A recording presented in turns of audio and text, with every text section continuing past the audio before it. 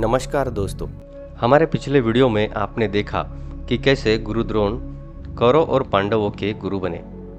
इसके बाद हस्तिनापुर के पास आश्रम में गुरु द्रोण कौरव और पांडवों को शस्त्र विद्या सिखाते थे। उसी जंगल में एकलव्य धनुर्विद्या का अभ्यास करते थे। एकलव्य ने गुरु द्रोण को अपना गुरु मानकर खुद ही से धनुर्विद्या सीखी थी, लेकिन ऐसा क्या हुआ कि एकलव्य को धनुर्विद्या ना सिखाते हुए भी गुरु द्रोण ने गुरु दक्षिणा में उसके दाहिने हाथ का अंगूठा मांग लिया था। आज के इस वीडियो में हम आपको इसी के बारे में बताएंगे। नमस्कार दोस्तों, आध्यात्मिक वायरल चैनल पर आपका स्वागत है। अगर आपने अभी तक हमारे चैनल को सब्सक्राइब नहीं किया है तो कृपया इसे ज़रूर सब्सक्राइब करें, और आप भी मेरी ही तरह श्री राम जी के भक्त हैं तो कमेंट में जय श्री राम जरूर लिखें। दोस्तों, आचार्य द्रोण राजकुमारों को धनुर्विद्या की विधिवत शिक्षा दे रहे थे।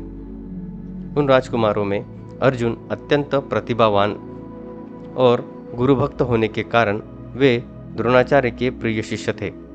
द्रोणाचार्य का अपने पुत्र अश्वत्थामा पर भी विशेष अनुराग था, इसलिए धनुर्विद्या में भी सभी राजकुमारों में वह अग्रणीय थे।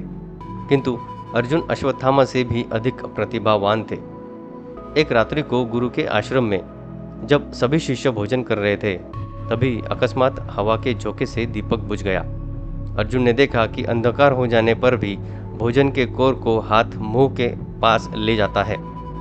इस घटना से उन्हें यह समझ आया, निशाना लगाने के लिए प्रकाश से अधिक अभ्यास की आवश्यकता है, और अर्जुन ने रात्रि के अंधकार में निशाना लगाने का अभ्यास प्रारंभ कर दिया।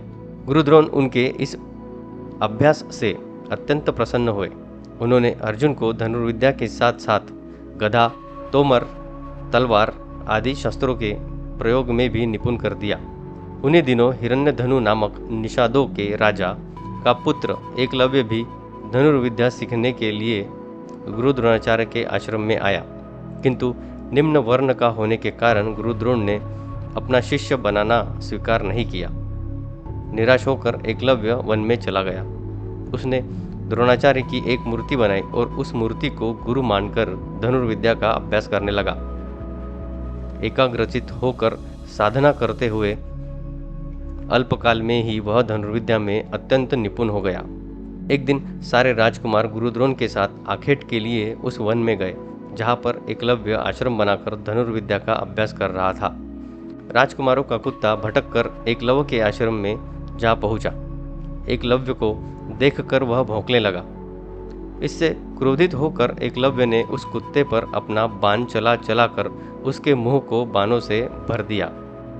एकलव्य ने इस कौशल से बाण चलाए थे कि कुत्ते को किसी प्रकार की चोट नहीं लगी, किंतु बाणों से बिंध जाने के कारण उसका भौंकना बंद हो गया। कुत्ते के लौटने पर जब अर्जुन ने धनुर्विद्या के उस कौशल को देखा तो वे द्रोणाचार्य से बोले, हे गुरुदेव, इस कुत्ते के मुंह में जिस कौशल से बाण चलाए गए हैं उससे तो यह प्रतीत होता है कि यहाँ पर कोई मुझसे भी बड़ा धनुर्धर रहता है। अपने सभी शिष्यों को लेकर द्रोणाचार्य एकलव्य के पास पहुंचे और पूछा, हे वत्स, क्या यह बाण तुम्ही ने चलाया है? एकलव्य के स्वीकार करने पर उन्होंने पुनः प्रश्न किया, तुम्हें धनुर्विद्या की शिक्षा देने वाले कौन हैं? एकलव्य ने उत्तर दिया, गुरुदेव, मैंने तो आपको ही गुरु स्वीकार करके धनुर्विद्या सीखी है। इतना कहकर उसने द्रोणाचार्य को उनकी मूर्ति के समक्ष ले जाकर खड़ा कर दिया। द्रोणाचार्य नहीं चाहते थे कि कोई अर्जुन से बड़ा धनुर्धारी बन पाए। वे एकलव्य से बोले, यदि मैं तुम्हारा गुरु हूँ तो तुम्हें मुझको गुरु दक्षिणा देनी होगी। एकलव्य बोला, हे गुरुदेव, गुरु दक्षिणा के रूप में आप जो भी मांगेंगे मैं देने के लिए तैयार हूँ। इस पर द्रोणाचार्य ने एकलव्य से गुरु दक्षिणा के रूप में उसके दाहिने हाथ के अंगूठे की मांग की। एकलव्य ने सहर्ष अपना अंगूठा दे दिया। इस प्रकार एकलव्य अपने हाथ से धनुष चलाने में असमर्थ हो गया।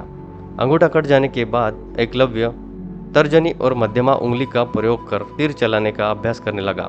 यहीं से तीरंदाजी करने के आधुनिक तरीके का जन्म हुआ। महाभारत युद्ध में पांडवों के विरुद्ध शक्तिशाली जरासंध की सेना से सेनापति बनकर एकलव्य लड़े थे। दोस्तों, उम्मीद करते हैं कि आपको ये वीडियो अच्छा लगा होगा। अगर आपको ये जानकारी अच्छी लगी हो तो कमेंट करके ज़रूर बताना। इस वीडियो को लाइक करना मत भूलना। ऐसी ही नई जानकारी के लिए हमारे चैनल को सब्सक्राइब जरूर करना। धन्यवाद।